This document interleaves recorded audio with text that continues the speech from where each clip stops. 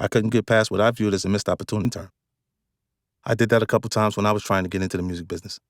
The first time was when I was working with Jam Master Jay. I was getting frustrated that I was stuck out in Jay's studio in Queens for most of the time and wasn't really getting a taste of the larger scene. So Jay did me a solid. He was friends with a guy named Jesse Itzler, who was active in the music industry.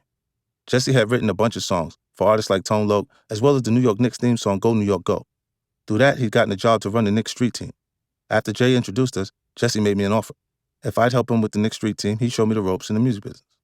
Sounded like a good deal. So every day I linked up with Jesse and spent a few hours a day driving around New York in a Knicks van, handing out team wristbands and keychains. Then we'd head back to Jesse's studio, and I'd help with whatever songs we were working on. Maybe help him find a sample or figure out how to voice a chorus. My only payment was free Knicks gear, but it was a great education for a kid who was trying to figure out how songwriting and the music business worked. My most valuable internship came a few years later after I signed to Columbia. Once I realized they were stalling the release of my album, I was left with the choice. Was I going to head back to the hood and bitch about how this label was fucking me over? Or was I going to do something constructive while I waited? I chose the constructive path. The way I saw it, Columbia might have been stalling, but I was still signed to them. I still had access to their office. I was going to make the most of that access. Nobody invited me, just do shit, but I decided I was going to be an unofficial intern at Columbia Records. I'd been an unofficial intern for Jesse Itzler, who was just hustling for himself, and I learned some valuable information, so why not a major company like Columbia? What were they going to do? Tell me no? I knew they was going to let me intern because it would be easier than having a conversation about why my album didn't have a release date. Every morning, I would take the subway from South Jamaica to the Sony building in Midtown Manhattan. When I got there, I wasn't messing around, trying to flirt with assistants, or smoking weed in the stairwell like most of the visiting rappers. Nope, I got to work. I would pop in on every department and try to soak up as much information as possible. I'd visit OJ, who oversaw street radio promotions. I'd pick his brain and try to understand how he approached getting a single out to the right people. Then I'd go and sit with Yvette Gale, who was my publicist. I'd watch her work the phones with editors and journalists, trying to get stories placed in magazines. She was dealing with other people's projects, but I wanted to learn how the publicity machine worked. Then I'd go and shadow Julian, who was in charge of artwork. I'd ask him about his thought process when he was designing an album. What sort of visuals were effective at selling albums, and what sort of images didn't work as well. I basically did that with every department. I kept asking questions and soaking up information until I finally came to a realization.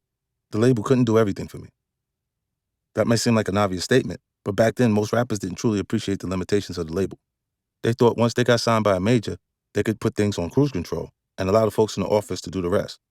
Those artists thought the record companies were God. But after poking around, I learned that they were very human. Labels can do some things well, but there were other elements that were pretty much out of their hands. Through interning, I was able to see that I was going to have to make myself hot before OJ could get my song played, or Yvette would be able to get me magazine articles.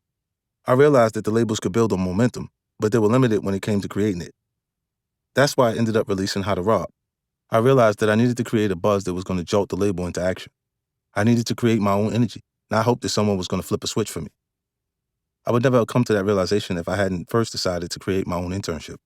They weren't paying me to come in every morning, but the information I absorbed was invaluable.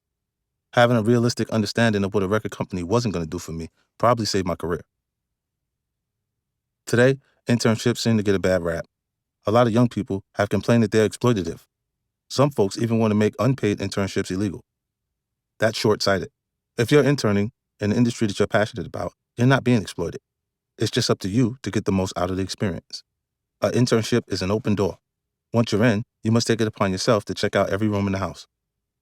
Let's say you want to be a sneaker designer. Through a lot of hustle, you've managed to land an internship at Adidas, but in the marketing department. You don't care about marketing, but you take the position anyway. Smart move, because now you have access.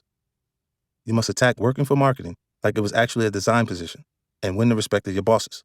Then you parlay being in the building into making other connections. Figure out who works in design and approach them in the cafeteria. Compliment their kicks. Strike up a conversation. Keep making a point to bump into them until a little bit of a relationship is formed.